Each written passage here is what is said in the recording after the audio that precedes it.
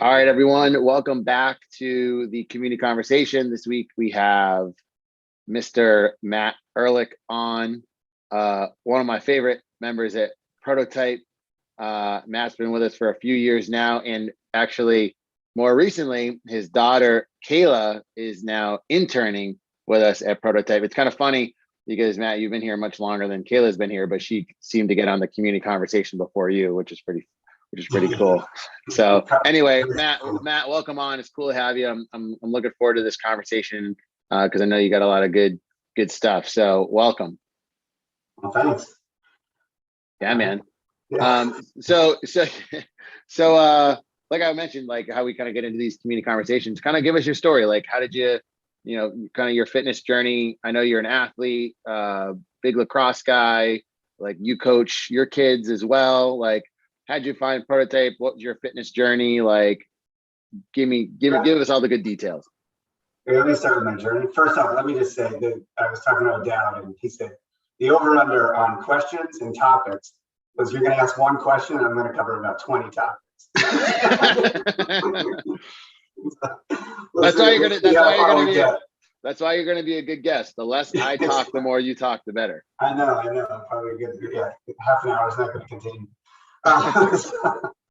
Anyway, fitness journey. I've been working out since I was a kid. I mean, it's just kind of how I grew up.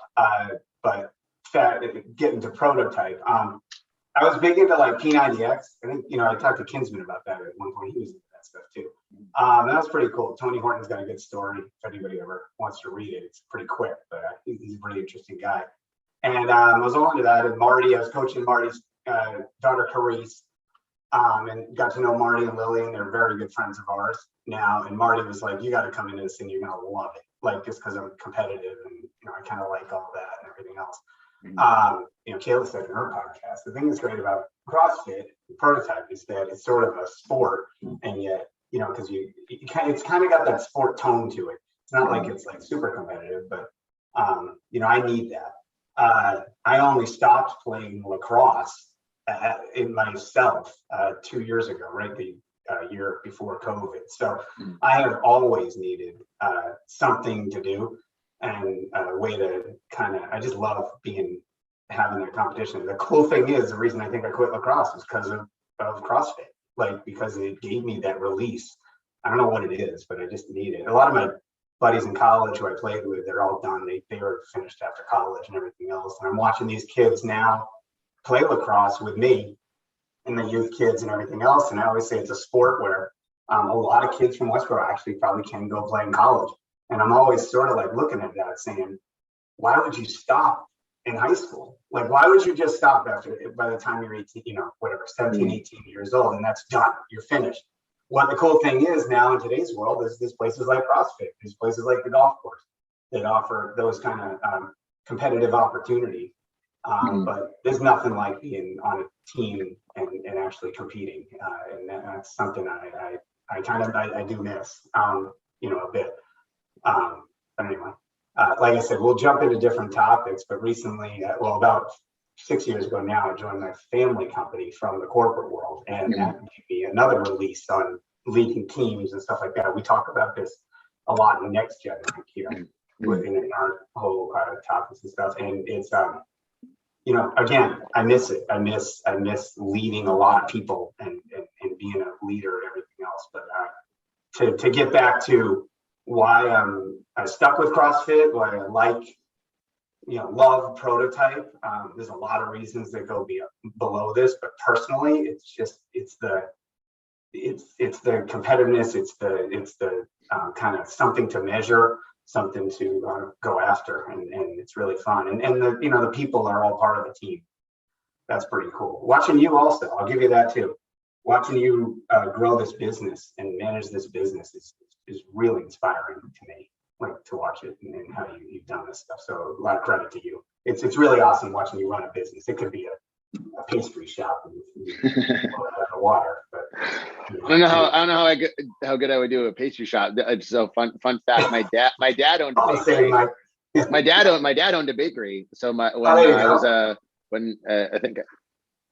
trying to remember. Well, I can't remember, but it was he had it, and I was like I grew up in diapers in the bakery, and then I don't know what the story is exactly, but he ended up shutting it down and then just going into teaching. So I don't know if I would follow in that footstep of starting a bakery and then just shutting it down. I'm not the best baker. I can cook some food. Aaron's a better baker than me. But with that said, I know you're like you're first of all, I love everything you said here. Like, you know, how it has a sport tone to it, but it's you like the competitiveness and like being able to measure things and then go after it. Cause I know you're a big goal driven guy. And that's like an important part of your life. Not everyone like is inspired by goals or like sets goals. I would love to maybe kind of share kind of your experience and your expertise around that, because it is something that drives you and it's something that you do a lot. And again, like I said, you know, some people just come into the gym,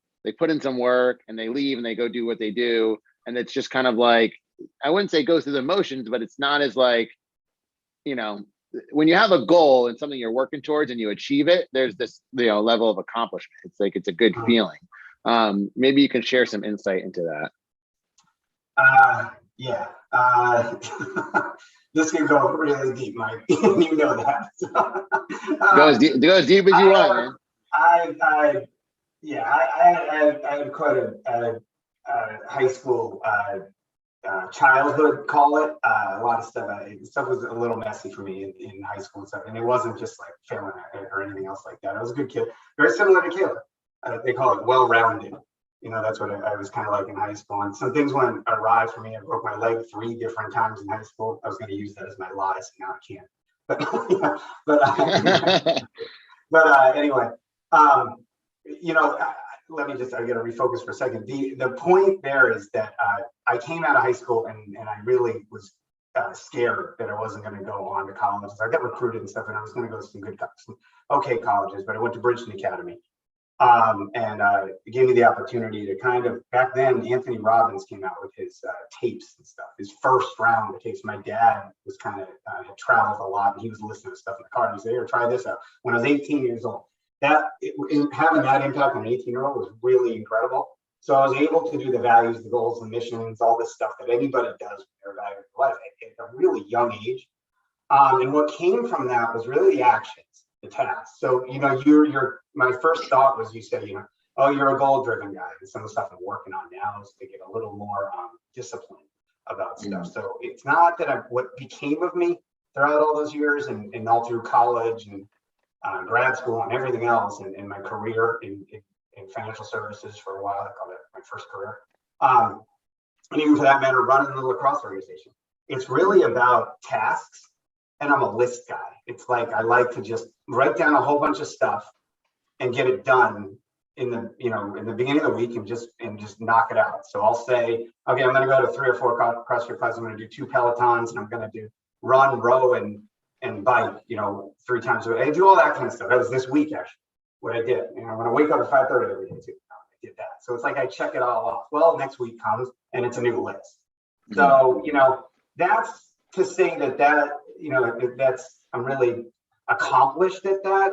I'm good at knocking those things off. And it started at a really early age. I remember writing back then, there was no phones and iPads or anything else like that. I used to write little lists and I put them in my hat, and I'd take the hat out and I'd cross it off. So it was fun. I always say high school kids should do that instead of using their phones. But anyway, that's sorry, I know I'm going around in circles, but the fact is you said, how I get there and how I'm driven and what drives me. It's really that. I will tell you, go back to the CrossFit thing, is that when you're talking, I was kind of thinking about this. And we did that mini CrossFit you did with me that one time, where it was like, you're counting off and you're really lacking oxygen and you're trying to make decisions. That whole thing we did. That's pretty cool. That's really the competitive. That's the physical part, tangible part of what I was just talking about. That was the piece that, like, when you're in a lacrosse game, you're trying to fight for a ball. That's the tiny piece. That's the adrenaline and the physical and the physiological, chemical, whatever you want to call it, piece of that. You get that every day at CrossFit, every workout, which is really kind of, it's a high. it's really high. I mean, that kind of drug, call it, is whatever. Say what it is. It's better than Coke, better than weed, anything else. It's a pretty cool high to get. It only happens like very, very little pieces, little tiny pieces. That's what my dad used to tell me that. He said, when it was back in the day when in high school and stuff, he said the high you're gonna get from like winning a championship is way more than drinking 40 beers, So Totally. it's a really cool thing to that I love to tell my kids, tell anybody who wants to hear it. So Yeah, you mentioned the kids. I was just gonna bring that up, like, because with like your background as an athlete, your background was kind of going through like adversity, like with like injuries and kind of coming back. You're a goal-driven guy. You got a couple kids, like really good kids. Like I told you like before, like I think Kayla's awesome. She's she's great, and she's interning at Prototype. Then that's a result of like you and Jen's like leadership and being good parents and the environment and that sort of thing. But with that being said, like with the mentality and what you do, like how do you apply that to like the kids that you're coaching, like in the lacrosse with like your kids, like kind of taking your approach? Like I would love to talk about that a bit, because for the folks that are listening now, like you run up Westboro lacrosse, and like so not everyone at the gym knows that, like you and O'Dowd, and there's some other folks that are associated with that as well. And you're trying to grow the program and make it bigger and better, instill leadership into the kids, like all that sort of stuff. So it would be cool to talk a little bit about that. It'd be a good little mini plug for Westboro lacrosse. If any parents listening to this, they're trying to get their kids into sports, like you should talk to Matt. It's very similar to how you grew Prototype. It really is. I mean, in the sense that, I'll tell you, it's not, I don't love running Westboro lacrosse. I like running Westboro lacrosse as a business, and it's fun to do that, like to accomplish that, I guess. But if you ask me about like the sport of lacrosse in Westboro lacrosse, what I love coaching those kids. I mean, and I know it's like cliche to hear that, but you ask anybody. I mean, Carolyn Kuiper, the POM, the prototype of the month. Her kid Desi's my guy. I mean, any of these kids, I love guiding these kids and trying to give them something to be happy about. You can see it in their smiles and everything else. And it's a sport that, if you just put time in to it, you're going to be good. You're going to be accomplished. It's not so developed out in America right now that, any kid that can catch and throw. Dan McCarthy's kid, Owen, just joined up. He's the happiest. I mean, Jesus, the apple doesn't fall far from the tree, literally, for that literally, but it's like, that kid's awesome. And he just embraces it. And having Dan on the sideline, God, Dan is a parent in lacrosse. I hear him behind me cheering on us. And it's just great.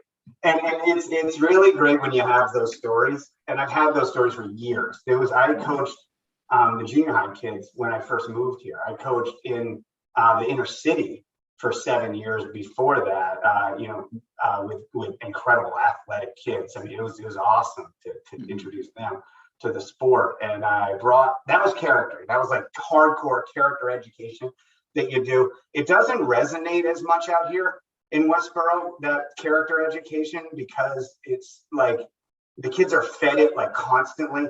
I mean, the Mill Pond School is like a character. I don't know, they get some kind of award for being a character school and stuff. So when I go and try to bring this stuff in, we have this acronym called RESPECT. Responsibility, and the kids will kill me that I don't know this. Responsibility, effort, RES, sportsmanship, P, participation, E, we're doing E this week, enthusiasm. Kobe and Zach Muhammad, Derek's kid, got a little too enthusiastic in practice, so I made him do as many burpees as I could to hopefully make him throw up. But they were going by the character acronym we were using. Anyway, whatever, we use that and hopefully it resonates with the kids. I think it's just a core values thing, and I like them to see, and I can relate with them.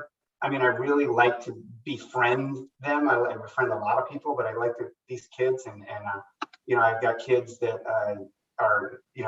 Lowe's kid, Kyle Lamack, is out in the real world now, and to hear his story, he's working for a PE firm or something like that. I think KPMG or something like that. And I got Tony Sabelli, another kid that I coached, and they're all the way out of college. Tony was player of the year in his division in D3, so in college. And that's really fun to see that these kids are coming through. We got a really good thing going. I want to do a plug. We've got an incredible thing going at the high school right now. We have a new coach there.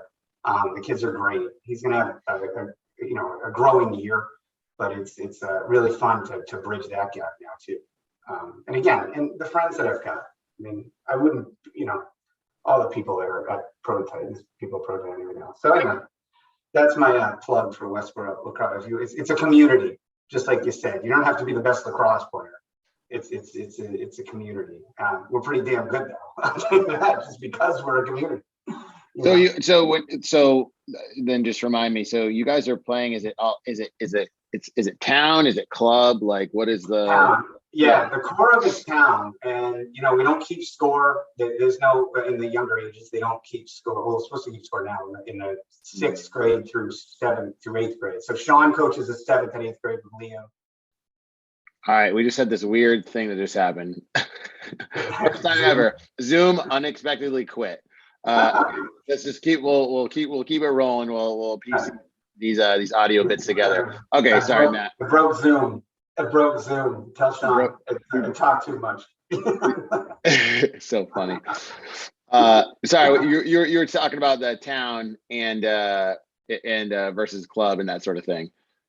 Yeah. So like I said, the town is non-compete, and that's what gives us the platform for using growing the kids and building their character and everything else, and realizing that wins and losses aren't as big a deal. As the kids get older, it certainly does. And you got to adjust to that as a coach. Some of the growth that Sean and I have gone through as coaches, starting with the 1st grade kids all the way up through 8th grade, it's really a great experience. I mean, if anybody gets the opportunity, I'd say that to the younger Prototype folks. I know Nate is coaching his kid in Hopkinton right now. I talked to him about that, and the things that you learn about yourself by going through that with all these other kids. Not just I know people raise their kids in their home and stuff, but when you got an opportunity to coach 15 to 20 kids every year and watch them grow and how you have to adjust as a coach is just invaluable. I mean, it's just really cool. It makes you, I'm positive, it just makes you such a better person. Totally. I mean, we can relate the exact same. It's it's great to see, like we coach kids and adults at Prototype, and it's cool to see people get those wins, right? And make a big impact in their lives. You mentioned like the kids growing up and then going on and do bigger, better things, whether they go play in college or when they graduate college, and then they're working adults. Like you mentioned a couple of those examples. It's the same sort of feeling when people make cool, everlasting long-term relationships or friendships within the gym, or you meet their next best friend, or it changes their life and they get their family involved and it changes their life and their trajectory. It's like you see things happen. We got kids that that have come in and have started in our kids program and now want to be coaches. Like they want to do this as like a career. They want to coach people. They want to be in the fitness industry. I mean, I can think of 10 kids on, top of my head, which is a cool thing. We've been doing this for 10 years. So it resonates what you're saying, the impact. It's not just like coaching and helping them get better, but seeing that growth down the road and how that, gives you all the good feelings and that sort of thing. So I can totally relate to that. I want to get into this two truths and a lie though, Maddie. This is the fun part. I know it sounds like you spoiled one of them, so you got to make up that lie real quick. I know. I'm more good at truth. That's the problem. It's like totally. The lie's tough for everybody. Right. So for everyone listening, so the two truths and a lie. So Matt's going to give three statements. I got to guess which one is the lie out of the three, and then maybe he'll expand on some of the other ones. I think I'm on community conversations, I might be 1-1 or 2-1. I can't remember. I think I have a winning record. I definitely don't have a losing record. I will say that. But with that being said, feel free, Matt, share your two truths and a lie. Yeah, you're killing me. All right. All right. I played 4 sports in high school. Mhm. That's a well, I don't know, what am I supposed to say? Oh, Well, just say all three. Yeah, say one. Just say all three, and then I have to guess. 4 sports in high school. Okay. Oh gosh, I I had a 4.0 grade point average in my first year of college. Okay. And what else would I say? Well, I benched 210 the other day. All right. So I feel like anything that I think is going to be a lie is going to be and if it's not a lie, you're gonna get offended by it. So just based on what you're saying, I feel like 4 sports in high school. I feel like, how do you play 4 sports in high? The 4.0 GPA, I would believe it, but then I would also, it could be a lie because it could have been like your second year in college. I know you had that gap year, not gap year, but I know you're at Bridgeton. Like, I don't know if you're including that. There's a little lie there. Then the bench 210. I feel like it was like maybe a little bit more, like 212 or 215 or something like that. And like maybe that's the lie. This is tough. 4 sports in high school. How do you play 4 sports in high school? Yeah. I mean, I guess I'm going to say 4 sports in high school. I don't know how you play 4 sports in high school. Well, so I did not, let's just say not all 4 years. Let's just say that. So, I made the baseball team as a freshman, and I was Got it. already. So that's true. So that is the truth. Yeah. Okay, yeah. got it. Sorry. So all right. So I already lost this. Okay. So the 4 sports in high school. So you played. I don't know the rules of the game. No, it's okay. So you played. All right. So now tell us. So you played what, baseball? So yeah, I made the baseball team, and I had already made the lacrosse team. They called me up in 8th grade, and I played back in the day. That's what a lot of schools. There's some regional schools around here that do the same thing. They pull up 8th graders. So they pulled me up as an 8th grader. We actually won the state championship that the year as an 8th grader. So that was pretty cool. That was kind of my bridge in saying that like lacrosse was my sport, kind of thing. It's like I probably sucked, but who knows? It was like the team won. I had these monster dudes back in the day with wooden sticks that were beating the crap out of each other. That's how the game went in mud about 2 feet deep. Is kind of what it was up in New Hampshire back in the day.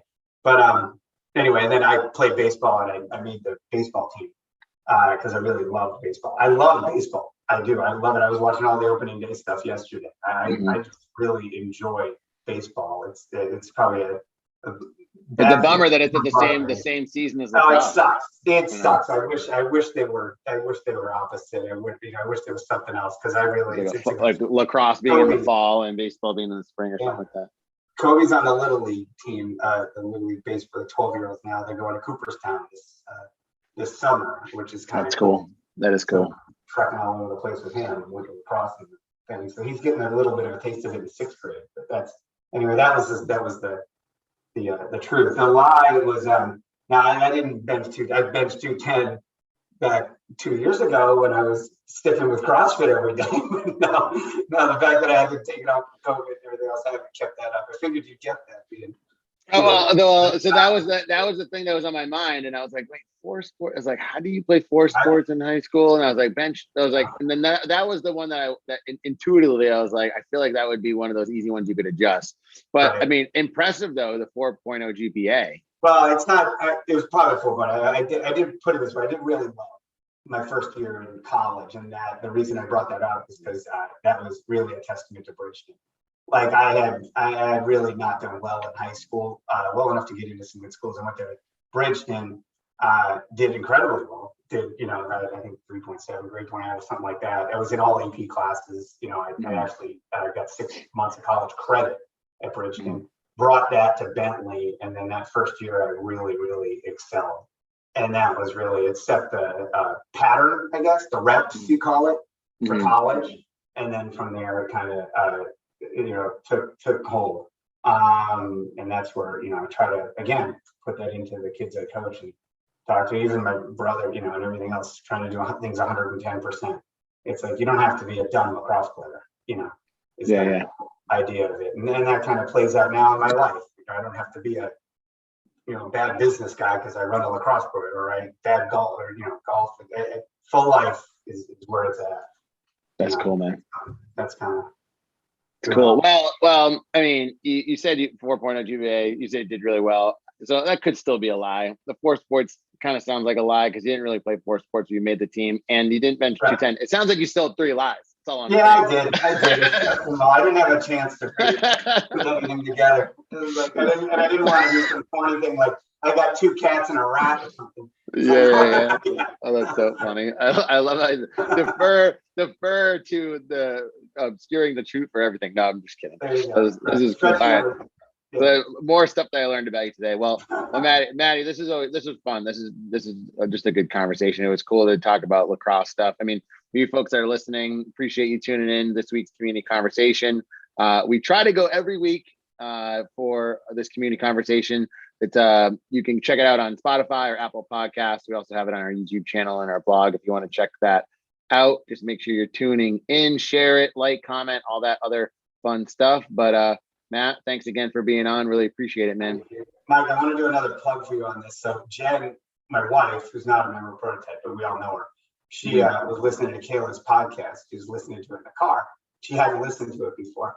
And it branched right into Nicole's podcast. So the other day she comes home, she goes, I think Nicole St. Pierre is a really cool person. Like, I really like her. She's going to see Nicole. She's going to go, who the heck are you? There's a lot of cool people. It's pretty cool you got going. There's a lot of cool people at Prototype. We got to bring Jen in, bring another cool person in, man. Let's go. Get the whole family in. We know Kobe can crush everyone. So that's not even a problem. He'll tell you too. Yeah. Totally. That's awesome. Thanks, Maddie, thanks again. Yeah.